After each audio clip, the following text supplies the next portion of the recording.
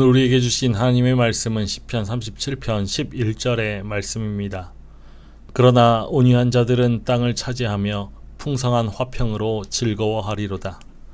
오늘 우리에게 주신 하나님의 말씀이 오늘이라는 시간 속에 새롭게 새겨지는 새 말씀이 되어서 주와 함께 가는 생명의 길 위에 새 노래로 울려 퍼지기를 소망합니다. 오늘 시편 37편은 부조리한 세상 현실 앞에서 마음을 앓고 있는 성도들을 향한 하나님의 따뜻한 권면이자 영적 처방전입니다. 악인의 일시적인 형통에 마음을 빼앗기지 않고 영원한 복을 누리는 의인의 길로 함께 걸어가도록 교훈하고 있죠. 시편 37편은 형식상 우리가 앞서 보았던 25편이나 34편처럼 히브리어의 알파벳을 초성으로 삼아서 순서대로 쓰여 있습니다. 내용면에서는 34편부터 이어지는 악에 대한 묵상의 연장이라고 할 수 있죠. 34편은 악인의 위협 가운데 구원받은 기쁨을 노래했고 35편은 악한 자를 징벌해달라는 기도이며 36편은 악인의 세력과 하나님의 권능을 대조하면서 하나님에 대한 신뢰를 고백하는 기도였죠. 37편은 악인에 대한 경험의 근거에서 쓰인 지혜시 혹은 교훈시라고 할 수 있습니다. 악을 행하는 자들 때문에 불평하지 말며 불의를 행하는 자들을 시기하지 말지어다. 그들은 풀과 같이 속히 배임을 당할 것이며 푸른 채소같이 쇠잔할 것이미로다. 여호와를 의뢰하고 선을 행하라. 땅에 머무는 동안 그의 성실을 먹을거리로 삼을지어다. 또 여호와를 기뻐하라. 그가 내 마음의 소원을 내게 이루어 주시리로다. 내 길을 여호와께 맡기라. 그를 의지하면 그가 이루시고 내 의를 빛같이 나타내시며 내 공의를 정오의 빛같이 하시리로다. 여호와 앞에 잠잠하고 참고 기다리라. 자기 길이 형통하며 악한 꾀를 이루는 자 때문에 불평하지 말지어다. 분을 그치고 노를 버리며 불평하지 말라. 오히려 악을 만들 뿐이라. 진실로 악을 행하는 자들은 끊어질 것이나 여호와를 소망하는 자들은 땅을 차지하리로다. 잠시 후에 악인이 없어지리니 내가 그곳을 자세히 살필지라도 없으리로다. 그러나 온유한 자들은 땅을 차지하며 풍성한 화평으로 즐거워하리로다. 다윗은 악한 자들이 잘 된다고 해서 속상해하지 말며 불의한 자들이 잘 산다고 해서 시기하지 말라라는 말로 이 시편을 시작하고 있습니다. 악인의 형통으로 인해서 의인들의 삶이 흔들리는 그 문제를 제기하면서 악인의 형통함을 불평하거나 시기하지 말라고 권고하고 있는 것이죠. 악인들이 득세하고 편법을 쓰는 자들이 성공하는 모습을 보면 우리 안에는 분노와 불평이 싹틉니다. 그런데 다윗은 불평하지 말라라고 권면하죠. 불평하다라는 히브리어 원어는 속에서 불이 나다, 화가 나서 뜨거워지다 라는 뜻을 가지고 있습니다. 즉 세상의 불공평함 때문에 속을 끓이고 감정을 낭비하는 상태를 말하죠. 다윗은 우리의 그 뜨거워진 감정의 에너지를 불평이 아닌 하나님을 향한 신뢰로 전환하라라고 교훈하는 것입니다. 그러면서 악인들은 곧 풀과 같이 배임을 당할 일시적인 존재일 뿐이라고 말합니다. 불평과 시기는 우리의 영혼을 갉아먹고 결국 우리마저 악에 치우치게 만들죠. 신앙은 악인에게 가 있던 내 시선을 거두어서 신실하신 하나님께로 다시 고정하는 마음의 혁명입니다. 다윗은 이 불평을 이기기 위한 4가지의 구체적인 행동 강령을 제시하고 있습니다. 첫 번째로 하나님을 의뢰하고 선을 행해야 합니다. 불평하거나 시기하는 대신에 하나님을 의지하고 선을 행하면서 땅에서 성실하게 살라라고 권면하죠. 두 번째로 하나님을 기뻐해야 합니다. 여호와로 인하여 혹은 여호와 안에서 기뻐하는 삶을 살면 하나님께서 마음의 소원을 이루어 주실 것입니다. 세 번째로 인생의 길을 하나님께 맡겨야 합니다. 맡기다에 해당하는 히브리어는 무거운 짐을 아래로 굴려버리다 라는 뜻입니다. 우리의 힘으로 짊어지고 가기에는 너무 무거운 인생의 염려, 억울함, 미래의 불안이라는 그 돌덩어리를 하나님의 발 아래로 완전히 굴려 보내버리라는 강력한 위탁의 선언이죠. 인생길을 하나님께 맡기고 의지하면 하나님께서 그 일을 맡아서 행하실 것입니다. 그리하면 자신의 의와 공의가 만천하에 공개될 것이죠. 마지막 네 번째는 하나님 앞에 잠잠하고 참고 기다려야 합니다. 잠잠히 기도하면서 인내심을 가지고 하나님의 적합한 때를 기다리라고 다윗은 가르치고 있죠. 악인의 형통함을 불평하는 것, 그것은 부질없는 일입니다. 악인들은 가는 길이 언제나 평탄하다고 자랑하고 악한 계획도 언제나 이룰 수 있다라고 거들먹거립니다. 반면 하나님을 신뢰하며 거룩하고 정직하게 살아가려는 사람들은 현세에서 손해보고 고난당하는 일이 비일비재하죠. 그래서 악인들의 번영을 보고서 마음이 상해합니다. 마음속에서 노여움과 격분과 불평이 솟구쳐 나오죠. 그러나 그 감정을 그대로 방치하면 악으로 기울어질 뿐입니다. 분과 노는 모든 악의 원천입니다. 근데 이것은 악에 대한 분노만이 아니라 잘 나가는 그 악인의 편인 것처럼 보이는 하나님을 향한 분노이기도 합니다. 그러나 우리는 하나님을 향한 분과 노여움을 그쳐야죠. 형통한 것처럼 보이는 악인은 결국 그 생존의 터전인 땅으로부터 끊어지고 하나님을 소망하는 자들이 땅을 차지할 것이기 때문입니다. 땅을 차지하리로다, 이 말씀은 시편 37편에서 무려 5번이나 반복되는 약속입니다. 땅을 차지하리로다 라는 이 말은 토지를 소유하게 된다라는 뜻이 아니라 흔들리지 않는 토대 위에 서게 될 것이라는 뜻이죠. 고대 이스라엘에게 땅은 하나님의 약속과 기업을 뜻합니다. 악인들은 폭력과 편법으로 땅을 독차지하는 것 같지만 결국 끊어질 것이고, 오직 온유한 자들, 즉 하나님을 바라는 자들이 영원한 하나님의 기업을 상속받게 될 것이라는 거대한 역사의 반전을 확증하고 있습니다. 그 자신의 힘이 강해서가 아니라 하나님께서 모든 것을 바로잡으시기 때문입니다. 자신의 힘으로 싸워 이기는 것이 아니라 하나님께서 이기게 하신다라는 뜻이죠. 온유함의 근거는 하나님에 대한 진실한 믿음입니다. 겉으로만 유연하게 말하고 행동하는 것이 아니라 하나님께서 모든 것을 바로 잡으신다라는 믿음 위에서 말하고 행동하는 것이죠. 악한 사람들은 결국 그들이 행한 악에 대한 보응을 받습니다. 인간의 시각으로 볼 때는 그 보응이 너무 늦어지는 것 같아 보일지 모르죠. 그래서 다윗은 조금만 더 참아라 라고 말합니다. 결국 하나님께서 손을 들어 징벌하실 날이 올 것이기 때문이죠. 때로 악인의 번영이 오래 지속되는 것처럼 보이고 하나님께서 침묵하는 것처럼 보이지만 결국 하나님께서 바로 잡으실 것입니다. 악인들은 잠시 후에 곧 어느 사이에 사라지지만 온유한 자들은 땅을 차지하고 풍성한 샬롬을 누릴 것입니다. 다윗은 오늘 시편에서 의로운 사람들에게 말하고 있습니다. 다윗은 의인에 대한 동의어로 온유한 사람들, 가난하고 궁핍한 사람, 온전한 사람, 정직한 사람, 화평한 사람들의 표현을 사용하고 있죠. 하나님만 의지하고 하나님의 뜻을 따라 사는 사람들은 겸손하고 흠이 없이 정직하게 살기를 힘쓰면서 평화를 도모합니다. 그들은 때로 악한 사람들로 인해서 가난하게 되고 세상에서 비천하게 여겨지죠. 다윗은 그들에게 악인들의 번영과 형통을 보고서 분노하거나 실망하거나 유혹받지 말라고 권면하고 있습니다. 악인이 의인치기를 꾀하고 그를 향하여 그의 일을 가는도다. 그러나 주께서 그를 비웃으시리니 그의 날이 다가옴을 보심이로다. 악인이 칼을 빼고 활을 당겨 가난하고 궁핍한 자를 엎드러뜨리며 행위가 정직한 자를 죽이고자 하나 그들의 칼은 오히려 그들의 양심을 찌르고 그들의 활은 부러지리로다. 의인의 적은 소유가 악인의 풍부함보다 낫도다.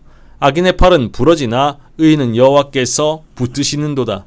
여호와께서 온전한 자의 날을 아시나니 그들의 기업은 영원하리로다.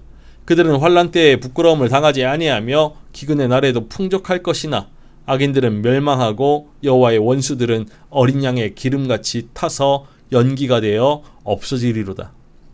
다윗은 하나님께서 악인의 공격을 받는 의인을 보호하시는 모습을 보여줍니다. 악인은 의인을 억압하죠. 그러나 악인들의 멸망의 날을 아시는 하나님은 그들을 비웃고 계십니다. 악인의 번영과 형통은 알고 보면 가난하고 궁핍한 의인들을 짓밟고 착취한 결과입니다. 이런 죄인들에게는 곧 하나님의 부메랑과 같은 심판이 임할 것이죠. 악인이 받는 심판은 자업자득입니다. 다윗은 의인의 적은 소유가 악인의 풍부함보다 낫도다라고 하죠. 부가 삶을 행복하게 하는 요인이 될 수도 있지만 모든 행복한 삶이 부 위에서만 세워지는 것 아닙니다. 세상의 기준은 늘 얼마나 가졌는가에 있지만 하나님의 기준은 누구와 동행하는가에 있습니다. 악인의 재물은 그들을 지켜주지 못하지만 의인의 적은 소유 속에는 하나님의 복이 깃들어 있죠. 결국 악인의 팔은 부러집니다. 악인의 팔은 악인들이 부를 축적하기 위해서 취하는 그러한 부지런함, 무자비함 혹은 무분별함을 가리키는 은유입니다. 하지만 하나님은 의인들을 영원히 붙들어 주시죠. 가난하고 궁핍한 의인을 억압하는 자들을, 악인들을 여호와의 원수들로 간주하여서 멸망시키시고 흔적도 없이 사라지게 하실 것입니다. 악인은 꾸고 갚지 아니하나 의인은 은혜를 베풀고 주는도다. 주의 복을 받은 자들은 땅을 차지하고 주의 저주를 받은 자들은 끊어지리로다. 여호와께서 사람의 걸음을 정하시고 그의 길을 기뻐하시나니 그는 넘어지나 아주 엎드러지지 아니함은 여호와께서 그의 손으로 붙드심이로다. 내가 어려서부터 늙기까지 의인이 버림을 당하거나 그의 자손이 걸식함을 보지 못하였도다. 그는 종일토록 은혜를 베풀고 꾸어주니 그의 자손이 복을 받는도다. 악에서 떠나 선을 행하라. 그리하면 영원히 살리니 여호와께서 정의를 사랑하시고 그의 성도를 버리지 아니하심이로다. 그들은 영원히 보호를 받으나 악인의 자손은 끊어지리로다. 의인이 땅을 차지하며 거기서 영원히 살리로다. 다윗은 다시 한번 악인을 내치시고 의인을 영원히 보호하시는 하나님의 모습을 상세히 진술합니다. 위기가 올 때 악인들은 무일푼이 되지만 의인들은 궁핍한 자를 도와줄 수 있는 입장으로 바뀝니다. 그야말로 서로의 위치가 역전되는 것이죠. 악인은 하나님의 심판을 받은 결과로 그 부를 송두리째 상실하는 반면에 의인은 하나님의 은혜를 입어서 삶의 터전인 땅을 차지하게 됩니다.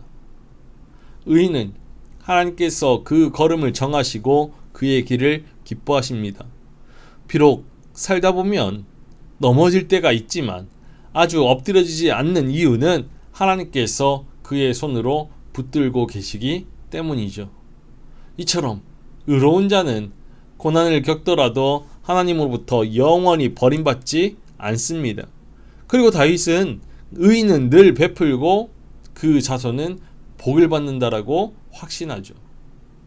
시편 37편은 악인의 형통은 순간이지만 의인의 형통은 영원하다라는 사실을 가르쳐 주는 것입니다.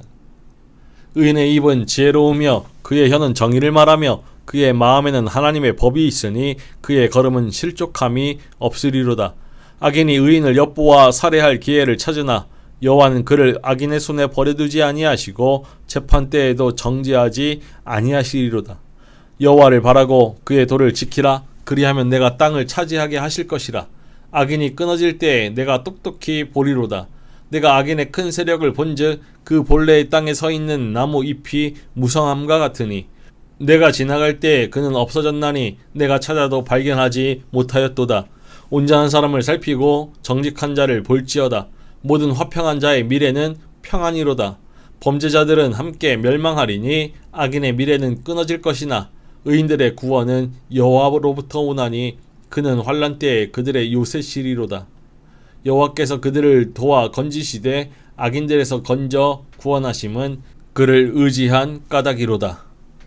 시편 37편은 의인과 악인의 종말을 대조하며 성도들이 거해야 할 안전지대를 선포합니다. 의인은 지혜를 읊조리고 정의를 말하며 하나님의 법을 주야로 묵상하기 때문에 흔들리지 않고 인생의 길을 걷습니다. 하나님은 악인이 파놓은 함정으로부터 의인을 지키시죠. 하나님을 기다리면서 하나님의 길을 따랐던 의인은 높임을 받지만 악인은 뿌리채 뽑혀 아래로 곤두박질 칩니다. 악인은 푸른 나무의 잎이 무성함 같으나 몰락하여 흔적도 없이 사라질 것이죠. 그러나 온전한 사람을 살피고 정직한 자를 보면 그의 종말은 결국 평화입니다. 의인에게는 영광스러운 미래가 기다리고 있지만 악인에게는 미래가 없습니다. 미래는 오로지 평화의 사람에게 속한 것이죠. 미래로 번역된 히브리어는 모든 것의 궁극적 상태를 의미합니다. 즉 의인의 궁극적 상태는 평안이지만 악인의 궁극적 상태는 멸망입니다. 마지막으로 다윗은 의인들이 악인으로부터 구원받고 궁극적으로 승리할 것이라고 확신합니다. 하나님께서 의인들을 도와 악인들에게서 건지시는 유일한 이유는 그들이 하나님을 피난처로 삼았기 때문입니다. 하나님은 당신을 피난처로 삼고 의지한 이들을 책임지시고 반드시 구원하시죠. 의인들의 구원은 오직 하나님께로부터 오는 것이고 하나님은 환난 때에 의인들의 요새가 되십니다. 악인들은 바람에 나는 겨와 같지만 의인은 시냇가에 심은 견고한 나무와 같습니다. 세상이 요동치고 불의가 승리하는 것처럼 보여도 끝까지 하나님을 바라고 그의 도를 지키는 자가 마지막에 웃게 될 것입니다. 시편 37편은 예수님의 8복 중에 세 번째 복, 온유한 자는 복이 있나니 그들이 땅을 기업으로 받을 것이미요 라는 말씀을 생각나게 합니다. 이 시편의 맥락에서 온유한 사람은 악인들이 승승장구하는 것 같은 세상에서 하나님을 신뢰하고 하나님의 뜻을 따라 거룩하고 의롭고 진실하고 정직하게 살기 위해 힘쓰는 사람들입니다. 그런 사람들은 자신의 이익을 지키기 위해서 악다구니 하면서 싸우지 않습니다. 하나님께서 모든 것을 바로 잡으실 것을 알기에 양보할 줄도 알고 손해볼 줄도 알죠. 때로는 무력해 보이기도 합니다. 하지만 온유한 사람이 진실로 강한 사람들입니다. 전능하신 하나님께서 붙들고 계시기 때문입니다. 악인의 일시적인 형통함은 의인의 시야를 흐리게 만들죠. 그러나 지금 혹은 한순간 보이는 악인들의 외형적인 모습은 참 모습이 아닙니다. 앞으로 닥칠 미래, 즉 그들의 마지막 모습이 그들 인생에 대한 참된 평가입니다. 인생의 진정한 결과는 중간의 평가가 아닌 최종 평가로 결정되죠. 다윗은 악인이 형통하고 경건한 자가 고난받는 현실을 보면서 악인을 부러워하거나 질투하려는 유혹에 빠지지 말고 자신의 모든 길을 하나님께 온전히 맡기고 의지하라고 권면합니다. 이 세상의 순간적인 성공에 정신을 빼앗기지 말고 인내심을 갖춘 채 적절하고 적합한 하나님의 때를 기다리는 것이 참 지혜이죠. 오늘 눈앞에 펼쳐진 세상의 불공평함 때문에 속에서 불이 나고 있진 않습니까? 왜 악한 방법으로 사는 자들이 더 부족함 없이 잘 사는지 원망스러워 하지는 않습니까? 인생의 모든 무거운 짐을 하나님께 맡겨야 합니다. 억울함과 불안을 혼자 짊어지고 끙끙 앓지 말고 인생의 길을 다스리시는 하나님께 완전히 넘겨드려야 합니다. 하나님께서 책임져 주실 것입니다. 그리고 적은 소유에 깃든 하나님의 평강을 누려야 합니다. 악인의 풍부함을 부러워하면서 신앙의 궤적을 굽히지 말아야죠. 하나님께서 우리의 걸음을 붙들고 계신다라면 잠시 넘어질지라도 결코 아주 넘어지지는 않을 것입니다. 마지막으로 잠잠히 참아 기다려야 합니다. 악인의 형통은 아침 안개와 같고 베어지는 풀과도 같습니다. 하나님의 시간표를 신뢰하면서 정직의 길을 걷는 자에게 하나님은 반드시 영원한 기업과 평화의 복을 안겨 주실 것입니다. 최후 승리는 하나님의 신실하심을 기다리는 자의 것입니다. 인생의 모든 시간에 세상의 계산법에 흔들리지 말고 우리의 요새 되신 하나님만을 기뻐함으로 마음에 가득한 평안으로 새 노래를 부를 수 있는 우리 모두이기를 주님의 이름으로 축원합니다.